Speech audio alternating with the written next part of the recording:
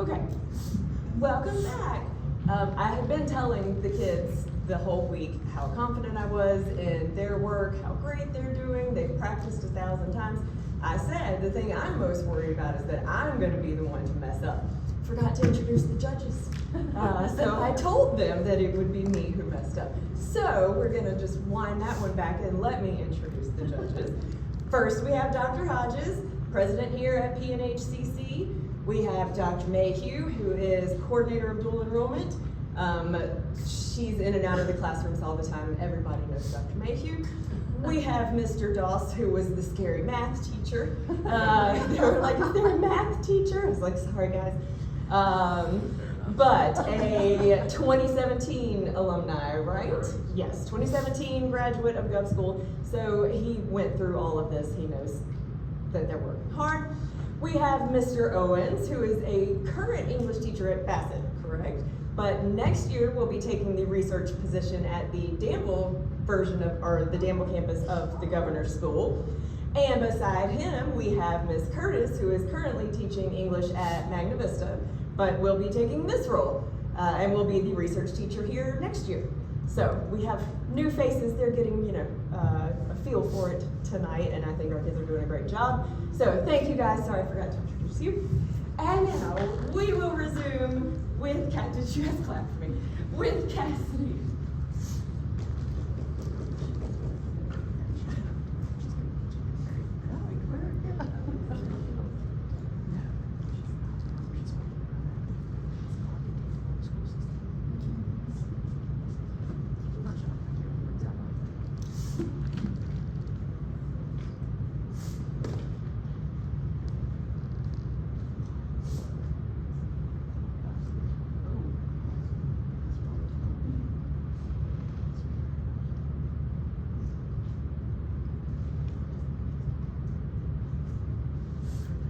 Hello, my name is Cassidy Dodson. I'm from Piedmont Governor's School, and my senior research project is on the 5-second rule, the safety of eating dropped food.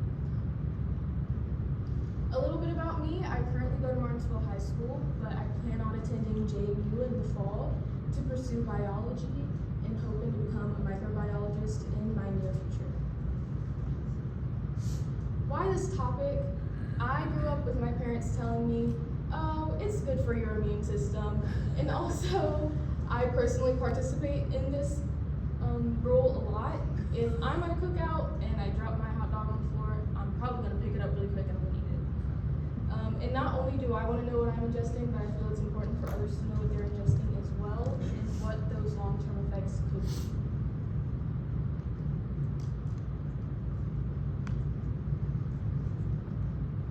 So there's various types of bacteria, but one main one is called airborne bacteria.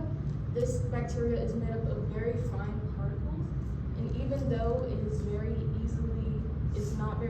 it's very hard to clean, it is very easily transferable. Ultraviolet is the main way to clean this type of bacteria, and after a study was done, found for this to not be as effective as it needs to be. Cell phones were also found to have pathogenic bacteria after Punj et al. Did a study not only swabbing the cell phones themselves, but as well as the cell phone users' hands. And also common surfaces like carpet were found to have traces of E. coli, and also surfaces like wood were found to have bacilli, which is another common bacteria. And the bacteria on the floor doesn't matter if there's already bacteria in our foods.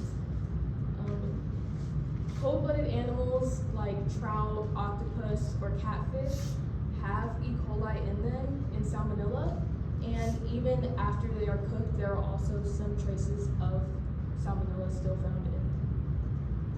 And also products like milks or cheeses also have bacteria in them, which is very scary because this makes up majority of our diets. And if you thought growing your own food would consider you safe, you would be wrong, because fruits and vegetables can cause newborn allergies and can also cause asthma, and most people are unaware until they encounter an issue. with either that food or as in itself. And Ben and Seth also did a study testing fast food packaging and found bacilli on the fast food packages, which can cause various different illnesses and can lead to death. And Brazi et al. Did a questionnaire on lunch ladies, asking them, and found that they are not following school regulations as they are supposed to, like washing their hands frequently or cleaning up their surfaces regularly. And that is why I pack my own lunch when I go to work. And now that I've made you rethink your whole entire diet and grossed you out, this leads me to my research question of, are there different amounts of bacteria on bread that has or has not been dropped? Due to this common misconceptions, this led me to do an observational study where I measured the bacteria count of the bread that has or has not been dropped. For my samples, I used a new pack of Sara Lee bread that you can get at your local Walmart, and I had a sample that was not dropped, and then I also had my dropped sample. For my preparations, I firstly numbered all of my Petri dishes, and then to randomize them, I shuffled them on a table very vigorously and separated them into two groups, one of them being my dropped interval and one of them being my undropped interval, and I then wrote down each number in each group on a separate sheet of paper. For my undropped bread, I pinched off little pieces and I dabbed them onto the Petri dish while wearing gloves and also trying not to breathe on my samples to reduce contamination as much as I could. I then repeated this process with my dropped bread, but dropped the pinched pieces on the floor for 5 seconds and then picked them up immediately and dabbed them onto the Petri dish. I also had a separate person timing 5 seconds for each dropped bread interval so that they would be even and I wouldn't contaminate my hands, and the time intervals would be even so I didn't have to think about two things at once. I then went on to incubate all of my samples for 72 hours and counted and reported all of the bacteria on each individual Petri dish and put them beside their designated numbers when I wrote them on that original sheet of paper. For my hypothesis, my null hypothesis, which is what is led on to be true, I put that the undropped bread has equal amounts of bacteria than the dropped bread. And my alternate hypothesis, which led my alternate hypothesis be that my undropped bread has less bacteria than my dropped bread. After counting all of my bacteria, my dropped bread had 85, my undropped bread had 56, and you can see it represented in this graph here. The blue is my dropped bread and my orange is my undropped bread. I did a 2-sample t-test, and after analyzing my results, my significant difference between my two variables, which is represented with the p, was 0.1637, and my confidence interval was 95, which led my alpha level to be 0.05, and my p was high, so I let it fly, which led me to fail to reject my null hypothesis. Since I failed to reject my null hypothesis, this means that I didn't have enough significant evidence to prove the 5-second wrong right nor wrong. There were also no direct studies like mine. All of the studies that I researched either tested the bacteria on the floor or the bacteria on the food very separately, but I added them both together. And this is also very important for people who regularly use this rule, like myself. And people can tend to be more lenient since I didn't find a significant difference in my 2 samples. I did have a few limitations. I did have limited sources and time. I would suggest people to use different surfaces. I only used one, which was tile, but I would suggest using surfaces like the ones in the comfort of your own home, or carpet, or grass, like if you're at a cookout, like I said earlier. I also had limited samples. I only used one, but I used bread because it tends to be the most absorbent food that I could think of, but I would have a variety of different foods to test. My study is also very behavioral and cannot conclude whether you should or should not use use the 5-second rule. And also, where I tested my study was an inaccurate depiction on where you would normally use this rule. I used one of our labs in PH, but I would doubt that you would pick up your food in a public place and eat it. For future researchers, I would suggest using more variables, like foods with different absorption rates, and I would also suggest using different time intervals. Like, I only used 5 seconds, but I would suggest to use less than 5 seconds, 5 seconds, and then more than 5 seconds to see the difference. I would like to say thank you to all of my PGS teachers, Miss Samantha Spencer for dealing with me, Miss Jenny Whitaker for dealing with my math and helping me with my math, and Miss Holly Dillon for helping me with my whole experiment. And I would like to thank the judges and the audience for being here. Questions? First of all, thank you for bringing a very important topic to our attention. My question, I don't know if you'll really have an answer to, but I've been pondering it since your early slide, where you talked about like bacteria in already cooked foods and like handling of foods, and even like your grown foods. So what is the best or the safest food for us to eat? There is none. Everything is either processed or has bacteria or can give you cancer. Nothing is safe. Nothing.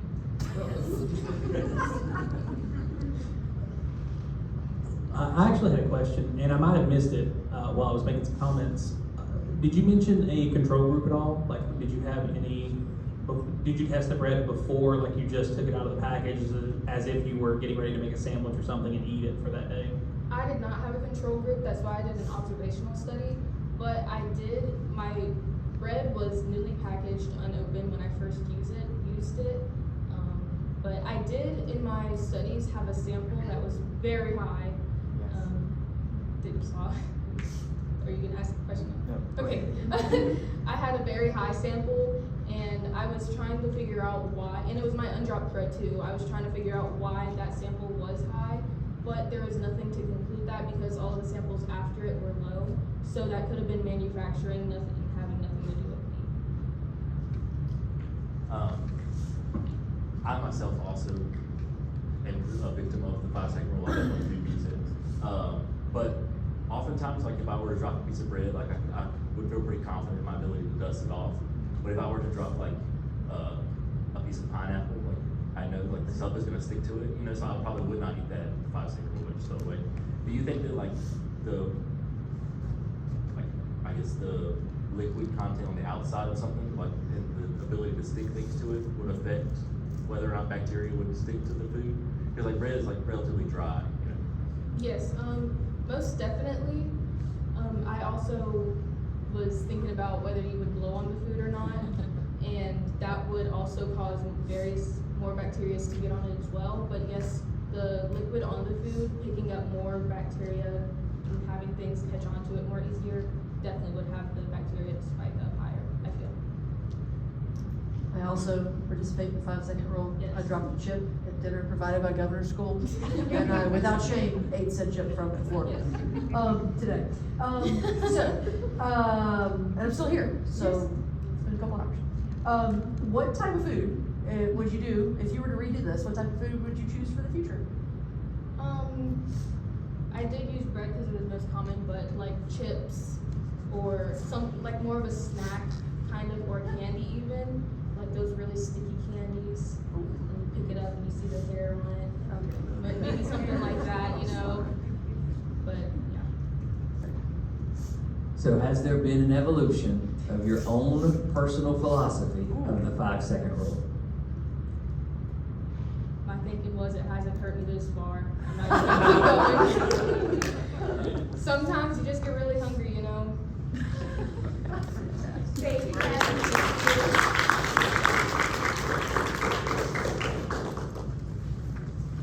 Next up we have Xavier.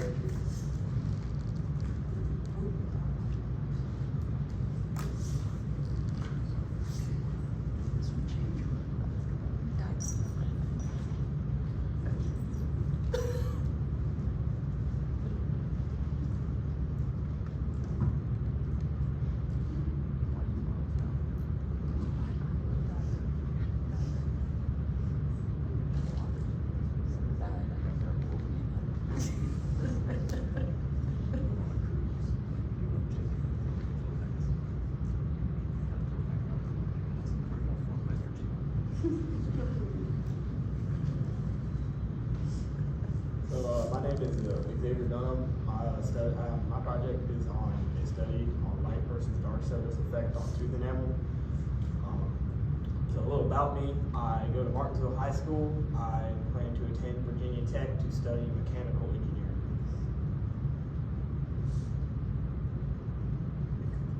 So why this project? So I'm quite lazy. And I didn't want to do a project that would stress me out over the year, and I went in ChatGPT and typed in easy projects to research, and this was one of them, and I tweaked it a little, and now we're good. And dental health is also important. It's important to take care of your teeth. You only get one set of permanent teeth to last your whole lifetime, so you need to make them last. So dental caries and dental erosion. Dental caries are just another word for cavities. I'm sure everybody's gone to the dentist and heard something about a cavity. They're basically just when bacteria that are fueled by sugar or leftover food in your mouth release acids that deteriorate your teeth enamel. And then dental erosion is simply when a substance itself damages this structure of the teeth enamel without bacteria. So soft drinks and culture, they're a very common beverage of choice. One study by Veda and others found that over 60% of people drink at least one soda a day. So they're a very popular beverage. They're also very popular among adolescents. You will find a lot of soft drinks are marketed towards younger people, and you will find vending machines and soft drinks a lot of times in places where younger people reside. Like just down the hall there's a vending machine with, you can buy a Pepsi or a Dr. Pepper or something. So, you find them in schools, movie theaters, things like that. And soft drinks have a high level of acidity. A lot of times this is added for flavoring. Soft drinks tend to have a high amount of sugar or some other artificial sweetener. So to balance out this extremely high sweetness, they add acids for tartness. Now, how acidic are these beverages? One study by Barack and others found that every soda they tested 14 sodas, every soda they tested was determined to be highly erosive with a pH of below 3.5. What does this have effects on teeth? So they're linked with dental issues. One study by Kangsama and others, dentists are seeing a rise in teeth problems, in tooth decay, dental caries, dental erosion, stuff like this in recent years, and dentists tend to think this is due to a higher increase in sugar consumption. The acids prevalent in sodas will directly damage the structure of teeth. The acids found within sodas will demineralize teeth enamel and actually rip the calcium, which makes up the structure of the teeth enamel itself, out of the teeth. And this leads me to light versus dark sodas. So what gives sodas its colors are food dyes. A lot of times lighter sodas will have food coloring agents such as red dye 40, yellow dye number 5, various other food dyes like that. A lot of times darker sodas will have a caramel coloring agent that you can also find in whiskeys and other things. These food dyes are linked with health problems. One study by Mary and others found that the caramel coloring agent present in a lot of colas had a lot of neurological problems. Led to a lot of neurological problems. So they tested this on rats. They gave rats the caramel coloring, and the rats performed worse on a cognitive test. They did worse on a long-term memory test, and they were, I think they had an increased risk of seizures. They also found birth defects in rats that they gave it to that were pregnant. And this leads me to my research question: is there a difference in damage to tooth enamel among dark and light sodas? So for my method, my hypothesis, I just wanted to see if there was a difference in light and dark sodas for tooth enamel, damage to tooth enamel. I had an experimental study because I had an independent variable that I was changing, And my variables were just what soda I assigned. I assigned a light soda to one, dark soda to another. And for my sample, I used eggshells to simulate teeth enamel because they are made of very similar material. And the sodas I used orange Fanta and Pepsi. For my procedure, I assigned each one a treatment. So I had 50 eggshells in total. 25 eggshells got assigned to the light one. 25 got assigned to the dark one. I assigned this using a random number generator. As you can see here, I had the eggshells laid out after assigning them. This is actually after they got drenched in the sodas. In the process, I measured each eggshell before and after being assigned to each soda group. I measured their mass, and I let them soak for 24 hours in each soda. And then I measured the difference. So for my data collected, used an SRS to assign each one, a simple random sample. And I had 50 samples in total, and I put this data into an Excel spreadsheet. So this leads me to my hypothesis. My null hypothesis was that, or this is generally what is accepted, that the light and dark sodas would be equal, and my alternative was that they were not equal. I just wanted to see a difference in the two samples. So, analyzing results, my light soda group had a mean mass loss of 0.064 and a standard deviation of 0.09. And the dark sodas actually gained mass with a 0.084 average and a standard deviation of 0.08. And you can see in the graphs to the right, the enamel lost graph in each one. And for my, this led me to my results. I ran a 2-sample t-test and got a t-value of -6.117. This is somewhat far from zero. The t-value just tells you how far away your results were from the expected mean value. And I had a p-value of essentially 0. So this led me to, this is less than my confidence level of 0.05. So I rejected my null hypothesis, and I ran a confidence interval, 2-sample t-interval in my calculator, and it was -0.1927 to -0.0993, and this is where the true mean average enamel loss would sit. Notice how 0 is not in that interval, so this further concludes that the two groups were different. My findings, so I rejected my null hypothesis, and there was a difference in the sodas. A very significant 0 difference with how small the p-value was, and so I rejected my null hypothesis. Previous studies, there was a lack of similar studies on the topic. There were many studies on just dental erosion or tooth decay in general, and there were many studies on light and dark food dyes, but there were none that really focused on the food dyes' effects on teeth enamel like this study did. Yeah, like I said with the other studies in food dyes, there were tons of studies on the health effects of food dyes. Red dye 40, yellow dye number 5, green dye 18. There was tons of them. They're easily accessible. There was also lots of studies on oral health, tons of studies on why you should brush your teeth, why you should floss, take care of your teeth. Leads me to some of my limitations. I had a small sample size. I did not meet my normality conditions, but the data looked roughly normal, so I went ahead and ran the test.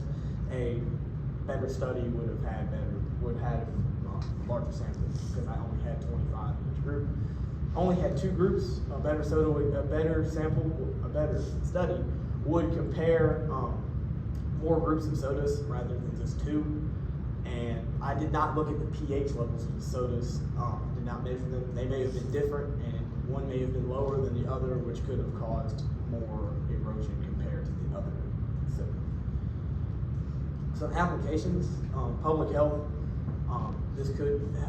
Studies like this are going to help inform the public of what they put in their body, what they're drinking, better take care of themselves. Future research should definitely focus more on light and dark sodas' effects on teeth enamel, and This will also help with food and beverage safety, help with government legislation to pass more laws to what we put in our bodies, what goes in our drinks, and help protect public health. I want to say thank you to Ms. Spencer for getting me my eggshells. I couldn't have done the study without the eggshells. And I want to say thank you to the judges and audience. I don't know why I said that, but I'll now take questions. Well, Xavier, first of all, congratulations on effectively using ChatGPT to get you started. Well done. It's interesting you chose Fanta as a representation of light. I wonder if you'd had a different result if you just had something clear like a Sprite or a Fresca or something like that. I believe there may have been a difference, but again, this is why I put in the limitations to test more different groups of sodas. Because what I did was I needed to get the experiment done, and I went to Dollar General and I just bought the lightest soda I saw. I love it. That's awesome. I was going to ask how did you decide your sodas, but you answered the question. In your studies, I know you didn't mention any of this, and this may be kind of a crazy question because we're talking about food dyes here, but was there any discussion anywhere about a diet versus a regular soda, or like the zero brands or things like that now? Yes, but only when it came to maybe like calorie intake, not when it came to effects on teeth, because both diet and regular sodas tend to be the same acidity level and still can damage your teeth. However, I think the diet would be, they wouldn't cause as many cavities, I don't think, because the bacteria wouldn't fuel off the artificial sweeteners. In the slide about the actual results with the mass gain and loss, you have that the light sodas lost mass, but your dark sodas gain mass. What do you think like deposited on the eggshell with the dark soda to make them gain mass? I think what happened was you know when you drink Pepsi or Coke, it leaves that film on your teeth? When I left the eggshells in the Pepsi, I think that left the film on the eggshells and caused it to weigh more afterwards. I'm actually curious. In your methodology, you kept the eggshells submerged for 24 hours. You said. I'm curious. Was there a method behind that? Was there a reason for that? Since typically people would drink it over the course of 10, 15, 20 minutes and then be done with it. Well, the reason for that is I wanted to simulate years of drinking these sodas. So if I soaked it for 24 hours, that could simulate years and years worth of erosion on the teeth. Mr. Owens stole my question. I'm sorry. So, how does this study, if at all, inform your own soda drinking habits? I actually quit drinking soda not long after I started doing this. I have not drinking soda since September. I quit drinking them entirely because I'm reading some of the effects they have on your body. I just quit drinking them, and I actually feel a lot better, and I felt a lot healthier since doing so. Thank you. Next up, we have Spring. And I will clarify, my ChatGPT policy is, if you would ask the teacher, it's okay to ask ChatGPT.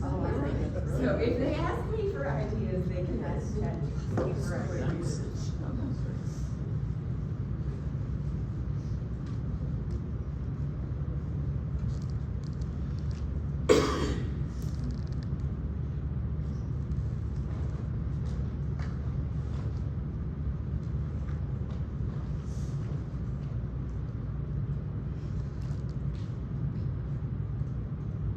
Everybody, my name is Braden Webb, and my topic is on how age and gender affect visual acuity. A little bit about me: I currently attend Magna Vista High School, and this fall I went on to Virginia Tech on the track of becoming an engineer.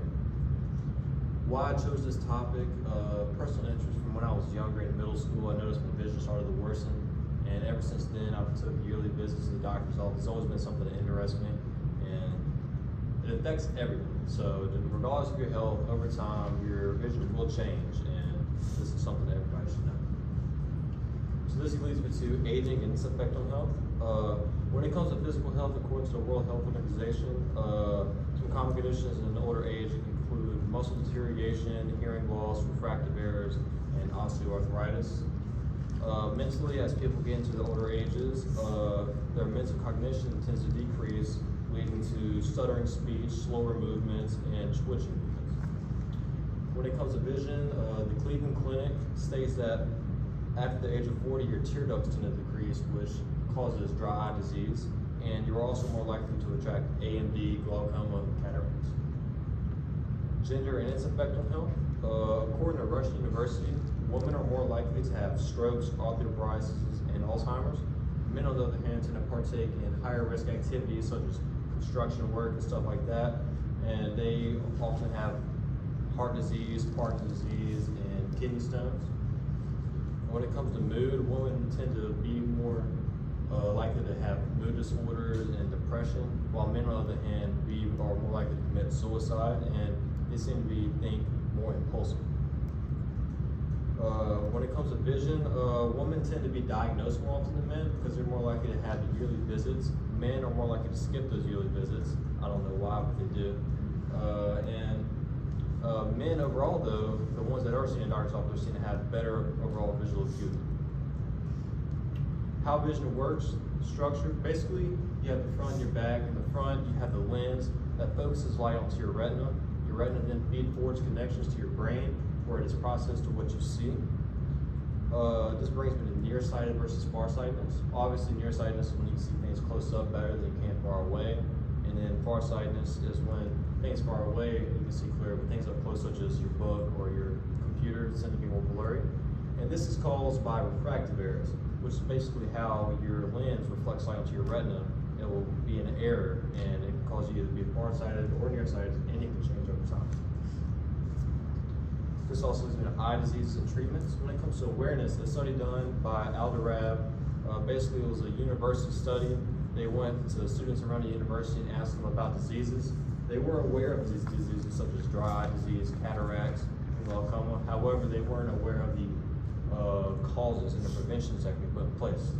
One of these diseases is glaucoma. Glaucoma is a chronic eye disease that is the damage of your optic nerves from your retina to your brain. And some treatments for this disease, the most common treatments tend to be eye drops that decrease your eye pressure, and also laser surgery that releases drainage, also releasing this optical eye pressure. This leads me to my research question: how does age and gender affect visual acuity? For my design, I chose an experimental design, and my variables, my independent variables are age and gender, and my dependent variable is the outcoming visual acuity, which visual acuity in simple terms is how well you can see. For our participants, I chose people who work with me and people who work with my mother. And any exclusion criteria is anybody who has any visual impairments that would cause their visual acuity to be significantly lower. They would be asked not to participate because we had to take out any outliers as possible and have more consistent results. And there was a consent form that everybody had to sign. This consent form, they were told of the whole procedure and any information of theirs that would be used during the experiment. For the materials used in this procedure, I use a standard Snellen chart that you would see at your eye doctor or wherever you would go, and a piece of blue tape that would be placed on the floor 20 feet away from the chart, and an Excel spreadsheet where data would be stored and later used, and an iPhone 14 where photos were taken and stored into iPhone. Basically, the procedure took place at the workplace of me and the workplace of my mom.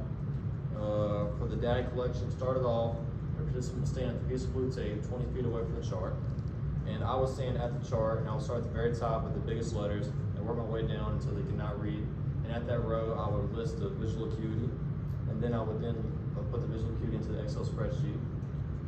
And I had a total sample size of 60 participants, 30 of which were female and 30 of which were male. And within that same 60, 30 were below the age of 45 and 30 were above the age of 45. This leads me to my hypothesis. For gender, my hypothesis, the null hypothesis, which is what I'm trying to disprove, is that male and female have equal visual acuity, while the alternative, which is what I believe to be true, is that they do not. And for when it came to age, null hypothesis was that people under the age of 45 had equal visual acuity as people above the age of 45. What I believe to be true is that people under the age of 45 have better visual acuity. When I'm looking at the results for gender, males had a mean visual acuity of 0.223 log MAR and standard deviation of 0.117 log MAR, with females having a mean visual acuity of 0.2 log MAR and standard deviation of 0.146 log MAR. For when it came to age, people under the age of 45 had a mean visual acuity of 0.14 log MAR with a standard deviation of 0.107 log MAR, when people over the age of 45 had a mean of 0.283 log MAR, which seems to be significantly larger just by looking at that, with a standard deviation of 0.115 log MAR. When looking at the results, it had a t-score of negative 5.004, which is pretty far away from zero, indicating that there is a difference in the means. When looking at the p-value of 2.79 times 10 to the negative 6, this pretty much tells you that there is a 0% chance that I found my hypothesis true by pure chance alone. And when comparing the p-value to my confidence interval of 0.05, I then reject the null hypothesis. And when looking at the graph, if you look at the orange, it is significantly to people under the age of 45, or on the left, which is where the better visual acuity is. And then when looking at the gender, I had a t-score of 0.68, which is close to zero, indicating that there is not much difference. With a p-value of 0.497, telling me that there's a 49.7% chance that my hypothesis will be true by pure chance alone, which is not very promising. And when comparing the p-value to the confidence interval of 0.05, I failed to reject the null hypothesis. And when you look at the graph, there really seems to be no correlation. It seems to be more scattered, which tells me there is not much difference. For my conclusion, after doing this experiment and run the test, I concluded that age does play a major factor in visual acuity, and that people under the age of 45 do have a better visual acuity than people above the age of 45. However, I did not find any statistic difference between man and woman. The study is important because it impacts everyone regardless of who you are. Everyone will experience this, and it's important to keep up with your vision as you age. Some limitations in my study is that I had a small sample size. To fix this, I would collect more participants, and for my participants, I would like to have hundreds or thousands maybe. And for another limitation would be possible distractions. To limit this, I would conduct my experiment in a more secluded area. For future research, I would have broader participations, meaning more people from different areas, different regions around the world, and look at different variables such as ethnicity, region of where you live, and one that I think would be interesting would be occupation, like comparing construction, or if you're behind a computer all day, see if that has an effect. I'd like to say thank you to Mrs. Harrow, Mrs. Spencer, and Mrs. Whitaker for helping me in the process of making this project possible. And thank you to the judges and audience for coming out and watching.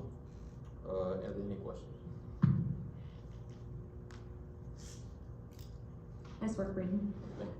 My question would be, if you were to continue this research, same participants, but stretch it out over a longer timeline, what kind of changes do you anticipate seeing?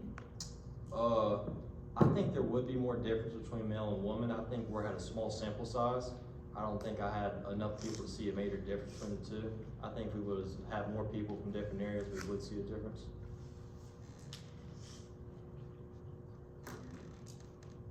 Thank you. I'm actually curious, you kind of hinted on it as you were wrapping up. You mentioned it was at your mom's workplace and then you were doing tests yourselves. What was her workplace, and sort of like in her workplace, where was the test actually being conducted at? So my mom, she's actually a representative for a hospice company. So she works at multiple different places. She works at funeral homes, doctor's offices, and hospitals. I went to like 3 different places, 2 of them were funeral homes. And it was basically just girls, mostly girls in the office. And I work at a manufacturing plant for granite, and that's where I got most of the males for my study. So do you think that if you were to like select people based off of occupation, all of us up here are teachers and we read a lot. So do you think that people that use their eyes and focus for like really extended periods of time, they would experience like a more rapid decline in acuity? than those who may not have to focus as intensely on things throughout the day? Yeah, absolutely. It's seen that computers, when you're focusing on your computer all day or you're reading books, you actually notice you get headaches sometimes by doing that, and that's because your brain is experiencing stress, and long time of that can cause damage. Braden, so your breakdown was 45 and under, like 45 was the age breakdown, right? How did you get to that specific age? Because when I was looking at studies and my research, it seemed to be that as you get to 40 to 50, within the middle of that is when you see the rapid decline in visual acuity. And I thought that'd be a perfect time to do it. Brayden, when you were soliciting your participants, did you account for, if they're wearing glasses or contact lenses, or did you not worry about that? I did worry about that. I asked that if they had contacts, they would take them out temporarily. I had a few at the end that they didn't take their contacts out, but if they had glasses, they took them off. So mostly, yeah.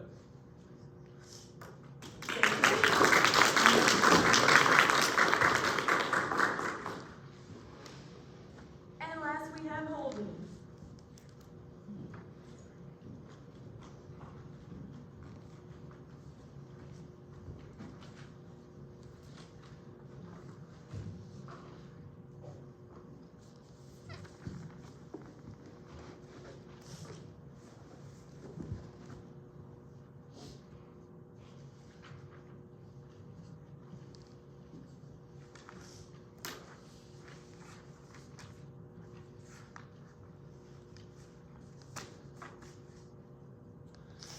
Good evening, everyone. My name is Holden Hendricks, and today I'm going to be looking at the comparison of investments in the stock market and in card counting and blackjack. So a little bit about me. I'm a senior at Magna Vista High School. I plan on attending Virginia Tech, where I want to study business and Spanish. I chose this topic because gambling and investing are often seen as different, but after doing a little bit of background research, they're not as different as we may think. There's not a lot of research comparing these two financially. A lot of them compare the two psychologically with their behaviors and other aspects mentally behind them, just not when it comes to the financial aspects. And then I'm exploring a deeper connection that furthers the connection of just psychological aspects of gambling and investing, and then looking at that financial aspect, seeing what kind of similarities lie there. So speaking of psychological comparisons, society view, like I said, gambling and investing completely different. There's this kind of stigma around gambling that it's very negative. A lot of that has to do with the drugs and alcohol that are behind it. A lot, if not all, casinos usually serve alcohol, so there's always that rowdiness of having alcohol involved. Society views investing completely opposite of that. It's often seen as a profession where a lot of people are looked up to as investors, making good decisions and proper choices with their life. There are a lot of similar addiction behaviors seen in both investing and gambling. In gambling, this term is known as loss chasing. A lot of gamblers tend to keep taking money and gambling it over and over and over, trying to get back to what is called a net zero. So if they go in with $100 one day and they lose it, they might go in the next day with $200, trying to not only win that initial $100 they lost, but then some on top of that. This is also seen in investing. This is usually just seen in high-risk stock trading. A lot of early investors will take what is known as, or what is often considered a safe stock, and then if they perform poorly in it or don't perform as well as they thought they might have, then they'll take a higher risk investment, hoping to get more money. So looking at card counting and blackjack, it originated in about 1968, I think, is when this man published his book. It's a book called Beat the Dealer, published by Edward Thorpe. He was able to come up with this strategy for card counting. It applies a +1, a 0, or a -1 value to all of the cards that come out on the table, and then you take that value and divide it by how many cards are left in the deck or left in the game, and then you use that number that you're calculating the entire time that you're playing, and then you make your bet decisions based off that number. Card counting is completely legal as given precedent in a court case in Arizona. It is completely illegal for anybody to go in as long as they're not using any outside sources, such as like microcomputers or other people that may be in a team or whatever, trying to give them signals or information that other players on the table aren't getting. And then card counting is completely strategy based if you take out technology. There was a study done that took 4 random women from a university who have never gambled before, and they were successfully taught card counting strategies using video tutorials and practice sessions, and were able to successfully learn how to count cards and use it in a simulated casino situation. When it comes to investing, the best strategy that I was able to find is a diversification strategy. An article published called Face the Bear was an article of a discussion pretty much of just a bunch of investors that got together. All of their minds, I guess, in one room concluded that the best way to invest your money if you want to guarantee, not necessarily guarantee, but if you want the best possible outcome is to invest it into multiple avenues. So not just the stock market or housing or precious metals like gold and silver, but all of the above. And then when it comes to investing, you want to keep your investments where they are for as long as you can. Investing usually isn't seen as a short-term strategy to be able to gain money. It needs to be something that you keep long-term, 5 to 10 years being like the shortest that we see most stock options being held by most investors today. And then there's new technology in investing now that is able to predict the movement of certain stocks by almost a 100% accuracy, being able to continue keep investing as a decent job or career path. So this all leads me to my question: is playing strategic blackjack comparable to investing in the stock market? For my study, I hypothesized that the average returns of simulated blackjack and the stock market would be the same. I decided to do an observational study where I'm not using a control group, I'm just comparing the actual samples of each to each other. My independent variables are going to be the way in the method in which I risk my initial $1,000 for the starting amount. So the independent variables being blackjack and the stock market, and then my dependent variables being what I'm measuring, the actual returns of both. So for the stock market, I used Yahoo Finance to get all my data. I chose 30 random month-long periods, and I subtracted the closing and starting amount using an initial investment of $1,000 again. And after subtracting that value, it was a simulated investment for that 30-day period, and then the ending value, or the ending difference was what I recorded for my return for that one sample. For blackjack, I used Casino Verite, which translates to Truth Casino. I didn't play, but I set the casino up to play 30 simulated blackjack games with those strategies implemented as previously talked about for the card counting strategies, and then it was able to run all of those processes on its own without me having to make any decisions or interfere with it whatsoever. And then all of this happened on my personal computer at my house over the course of some weeks. It took a little while to kind of figure out how I wanted to get everything done when it comes to the numbers and everything, but I think I was pretty happy with the comparison of the actual samples. My null hypothesis, or what is the accepted hypothesis based off of my research, I had it set to be that the returns for both would be the same. And then the alternate hypothesis, or what I'm actually testing, is testing whether or not that the returns of both would be different. So just looking at the sample statistics, blackjack had an average return of -$9 with a standard deviation of $275. The standard deviation just lets us know how spread out the data is. It's a lot larger than the stock market standard deviation of $45, and it had a not significant difference in returns, but a positive $15. Just looking at the graph there, the green is the stock market, with most of it being above zero, with the zero being that middle section. And then with blackjack, most of it is kind of spread out. I do see a majority of it above 0, so I wasn't really too sure where my results were going to lead me. So I ran a 2-sample t-test, having 2 samples and comparing their averages. I got a t-value of negative 0.479. The t-value just tells us what is, or how different the actual sample means are.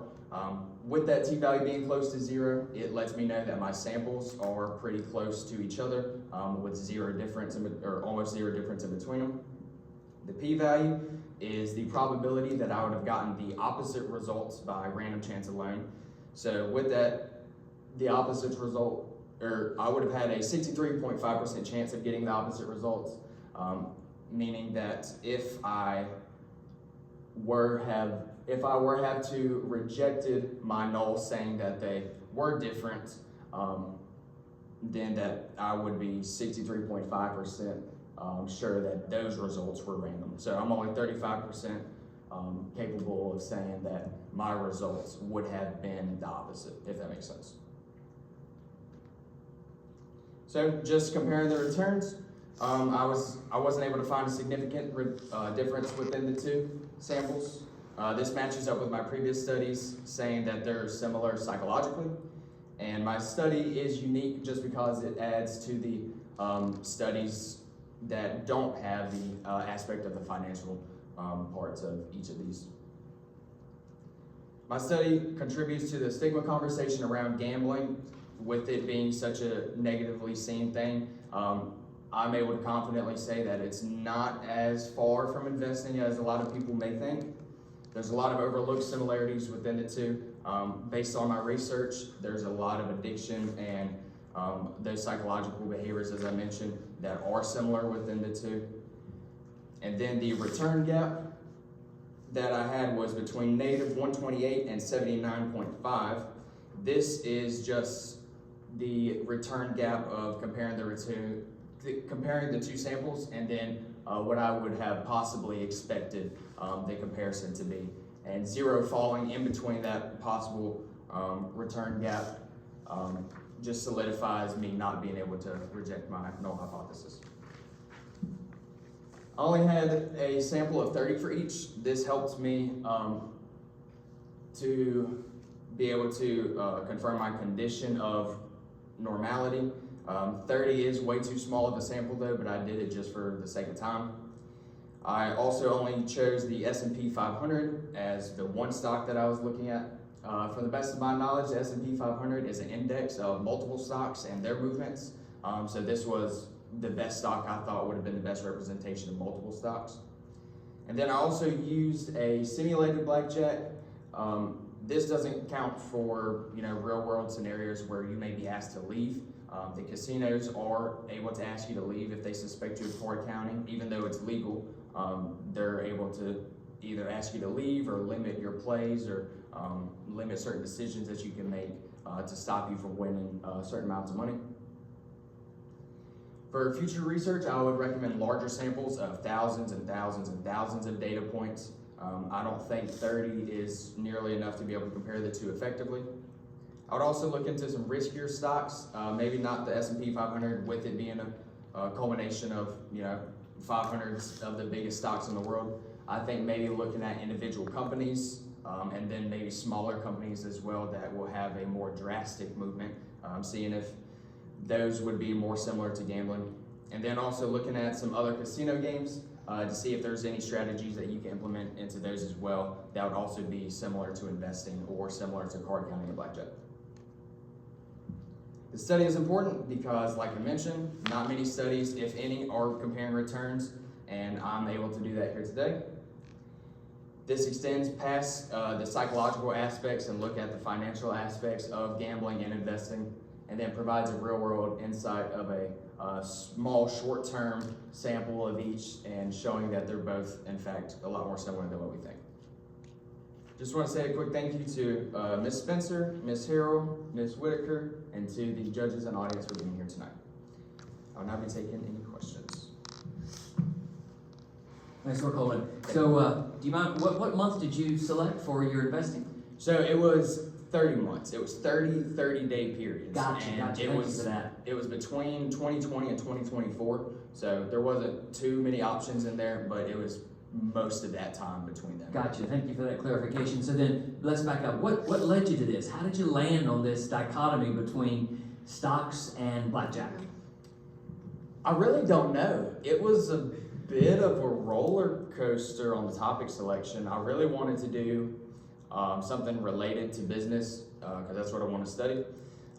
So the stock market kind of hits that right on the nose, and I was like, well, what can I compare the stock market to that's not often compared? And well, I ended up with counting cards. Also, blackjack's kind of fun, and I don't mind playing it every now and then. So it was just something I thought I was able to study and not get bored of over such a long period of time of doing it. All right, 2 questions. Do you know how to count cards? I do not yet at least, but Gotcha. I will. Okay, and then just any stocks in mind? Like you were saying, you might not do the S&P 500. You might choose something. Are you thinking something huge like a Tesla, or? I'm thinking probably look more into individual businesses, just because, example being Tesla, Elon Musk, if he says or does certain things, that stock is going to move up and down a certain way. So that can maybe see some of the outside influences that may affect stock trading and how unsafe stock trading may actually be, and that could be helping that comparison there as well. So first I'm gonna say 3 tech students in a row, go Hokies. But secondly, as somebody who went to tech and was a math major and then had lots of friends who were business majors, we had lots of friends that got Robinhood, and we would buy individual stocks and inevitably lose money. What do you think? I mean, obviously we didn't lose a lot of money, but you know, what do you think? A lot of times people have like a number to call for like gambling. Do you think there should be something similar for investment? Because obviously there's just as much chance for you to lose money buying individual stocks as there is going to play a slot machine. Yeah, I think where gambling is, where it does have that stigma behind it, and then where it's so talked about more, it's way more talked about. I mean, like you said, there's a gambling hotline. There's not an investing hotline for people who may be making those poor investment decisions. I do know there's sources online that you can use to get investment advice, and I know even like Yahoo Finance that I was looking at has little indicators on each stock that will kind of tell you what investors are recommending to do based off the movement of the stock. So I would say maybe pushing out something more related to that, or maybe